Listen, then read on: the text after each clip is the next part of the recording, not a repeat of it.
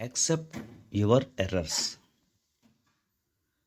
The three most difficult things for a human being are not physical feats or intellectual achievements.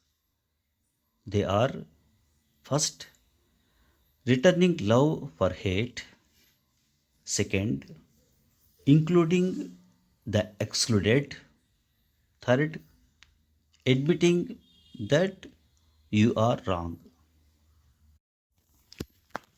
Each one of us is liable to err. Yet, often, the most difficult thing for us is admitting our mistakes. That is because it involves one's ego. But those who admit that they are wrong and have shortcomings always reside in people's hearts and minds. I still remember my English teacher who, while teaching in the class, said, "His unkept hair." I stood up and politely told her that it should have been unkempt hair. Those were pre mobile days.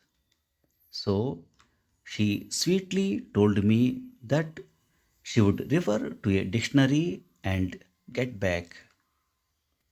Next day, she told all the students that she was wrong. The right expression was indeed unkempt hair. She even added that she learnt this word from me. I still remember her with deepest respect and adoration. Once you accept that you have erred, you open up a plethora of possibilities and pave the way for reconciliation. We genuinely love those who have frailty and accept it wholeheartedly. In fact, at times it is easier to appear spotless and stainless than to show one's warts and remain a human. So, accept your errors, shortcomings, follies, and foibles, and endear yourself to all.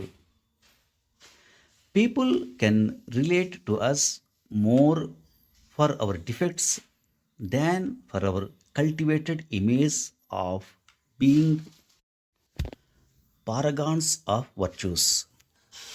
Thanks for listening. Once you accept that you have erred, you open up a plethora of possibilities. Plethora or a plethora means a very large amount of something. So accept your errors, shortcomings, follies, and foibles, and endear yourself to all. FOLLIES, follies means foolish behavior.